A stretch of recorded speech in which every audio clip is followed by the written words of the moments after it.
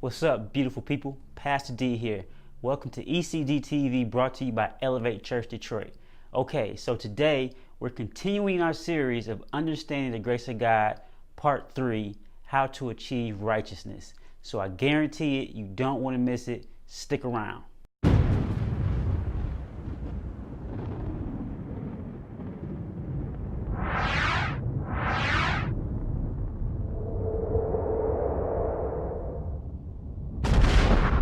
Welcome back. So today, this is the final part of Understanding the Grace of God, How to Achieve Righteousness.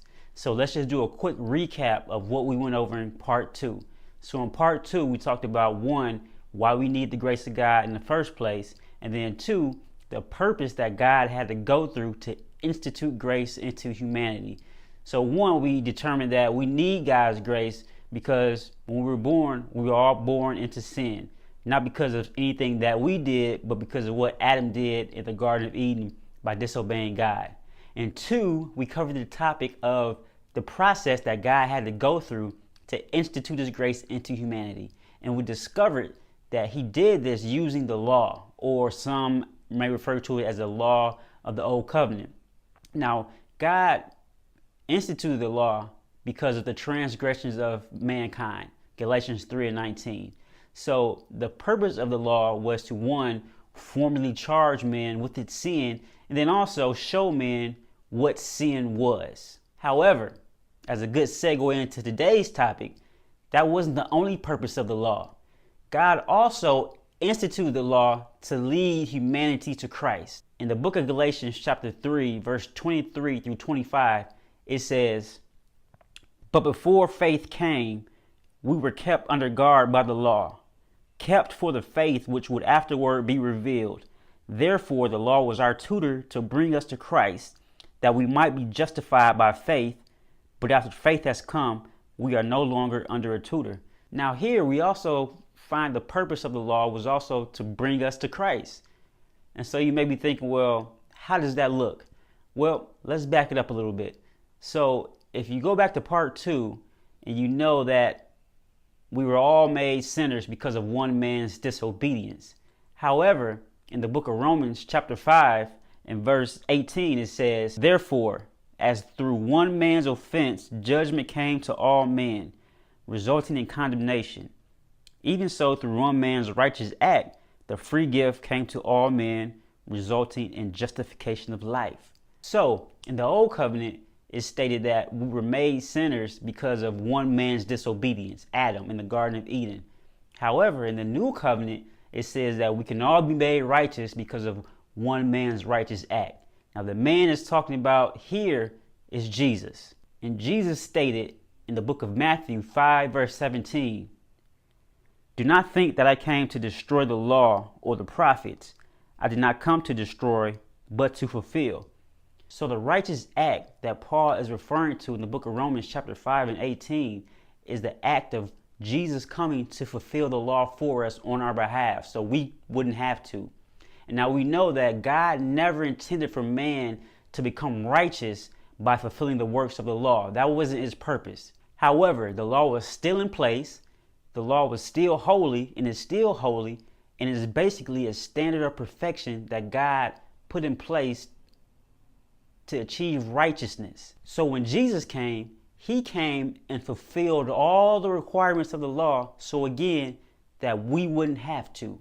And in the book of Galatians 3 and 13, it states, "Christ has redeemed us from the curse of the law, having become a curse for us. For it is written, 'Cursed is everyone who hangs on a tree.'" So what it's saying here, when Christ came and fulfilled the law, he made himself the perfect sacrifice by willingly giving up his life on the cross, willingly becoming a curse for all of humanity so that we could be righteous through what he did. So in essence, he turned the cross, or the tree of death, back into a tree of life. And this tree of life we can now all partake of. So when it comes to answering the question, well, how do I achieve righteousness with God? God made it so simple for us. He told us that we don't have to achieve righteousness with him by necessarily doing anything or doing good deeds or not doing bad deeds. But he's simply saying, if you just believe in the one I sent to fulfill the law, which is Jesus Christ, and have faith in him, then you are made righteous. And in the book of Romans, chapter 3, verse 20 through 22, it states, therefore, by the deeds of the law, no flesh will be justified in his sight. For by the law is the knowledge of sin.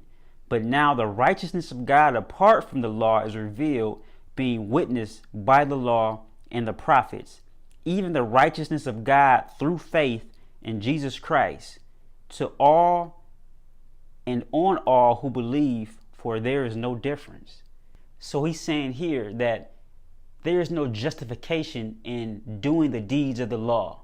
However, there is justification and righteousness obtained by believing in the one who came and fulfilled the law, Jesus Christ. Ephesians chapter 2 and verse 8 says, for by grace you have been saved through faith, and that not of yourselves, it is the gift of God. So when we sum it all up and understand the grace of God, one, it was the grace of God that allowed us to forego doing the works of the law.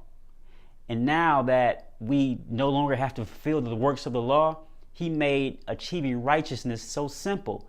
And he just basically wants us to just believe in Jesus Christ, the one who came to fulfill the works of the law and became a curse for us. So if we believe in Christ and all that he came and all that he did, then we are righteous. It's that simple. Now, does it mean that we can just go out and wild out and do anything we want to do? No, not at all.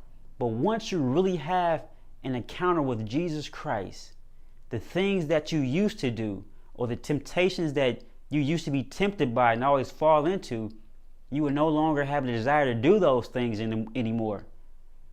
Does that mean you're going to live a perfect life?